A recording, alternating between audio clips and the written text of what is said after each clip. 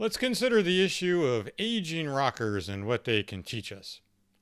I was a teenager in the 1980s, and I'm still a fan of the popular music of that era. This summer, a number of the rock acts that I grew up with have gone on tour. That's rather amazing when you think about it. 4 decades have passed since I was listening to these same musicians as a suburban teen. I just turned 58, and most of these musicians are now well into their 70s. This is a phenomenon worth examining not merely for nostalgia's sake, but also for what it can teach us about aging and longevity. Let's start with Rush. Rush was founded in 1968, the year I was born. The band had its commercial breakout a few years after that, in the mid-1970s when I was in elementary school. I was a huge fan of Rush during their second heyday of the mid-1980s. Rush remains my all-time favorite band. Following the death of Neil Peart in 2020, Rush hired the comparatively youthful, at 43, Annika Nilles to fill in as their drummer. But guitarist Alex Lifeson and bassist/vocalist Geddy Lee are 72 and 73 respectively. I watched footage of Rush's 2026 tour on YouTube and other social media platforms.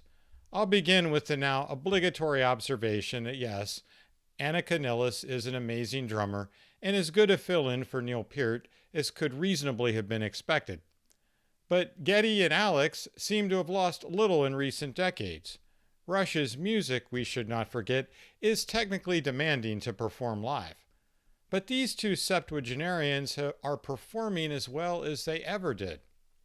There was, of course, one fly in the ointment. A few concert dates had to be postponed because Geddy Lee was suffering from acute laryngitis and bronchitis. Another thing about touring with a rock band. Life on the road is physically demanding no matter what music you're playing. As a counterexample, there is David Lee Roth, the former frontman of Van Halen. At age 71, Roth is a shadow of his former self. He canceled his tour this summer without completing it for unspecified reasons.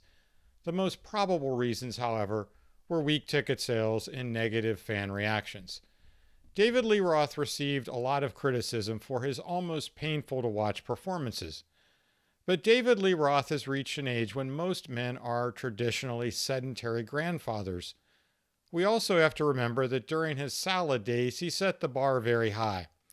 Anyone who recalls Van Halen's performances from the 1970s and 1980s will also recall his on-stage gymnastics. It simply isn't possible for a man in his 70s to measure up to that. Somewhere in the middle are AC/DC and Def Leppard. Def Leppard's lead singer, Joe Elliott, is 67 years old. He is no longer the trim, energetic young man who captivated MTV audiences in the 1980s. His voice is still serviceable, but there's no doubt that time has taken its toll. All of the vintage members of AC/DC, on the other hand, are now in their 70s.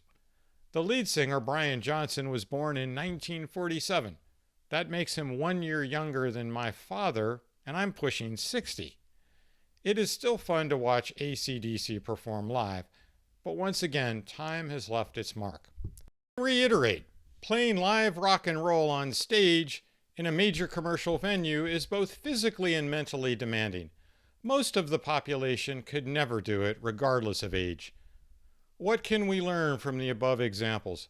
First of all, the definition of old has definitely changed.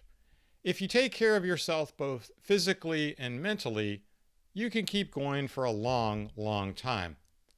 But that doesn't mean that any of us is about to become immortal or that time no longer counts. No matter how well you take care of yourself, it's impossible to be at 75 what you were at 35.